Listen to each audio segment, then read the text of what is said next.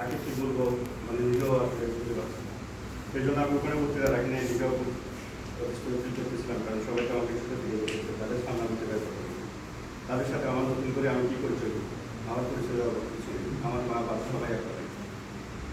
তো আজকে সংক্ষিপ্ত এই জায়গার মধ্যে এত সুন্দর একটা আয়োজন করেছেন আপনার সকাল থেকেই পুলিশ সহ আরো যারা গ্রহণ শুরু করে ভাষা সমিতি আরো যারা আছেন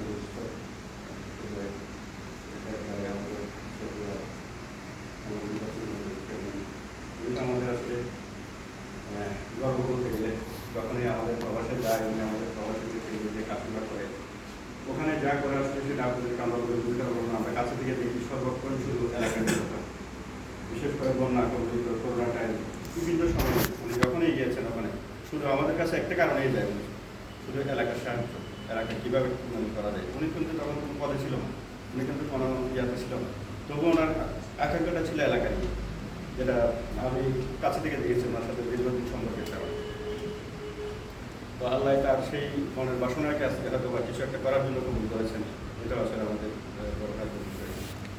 পদ্মা তো আমাদের আসলে ছোটো থেকে আমাদেরকে দেখছে, আমার বড় ভাই বন্ধু, সব মিলিয়ে আসলে আমি খুবই আনন্দিত আজকে আপনাদের সামনে এভাবে দাঁড়িয়ে পেরে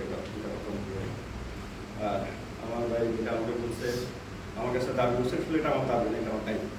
আমার কাছে দাবি করা কিছু নেই, আমার দায়িত্ব এটা। তো হয়তো আমি জানি না, এই জন্য হয়তো অনেকদিন ধরে গেছি। তো যদি জানতাম হয়তো তা আমি হয়তো চেষ্টা করতাম তারা আগে এটা সব করে দিতাম। আমি আনসার আছে, আমার ভাই মিজুবে আছে, ওনাকে দায়িত্ব দিলাম আপনাদের যে আইপিএস আর সংস্কারে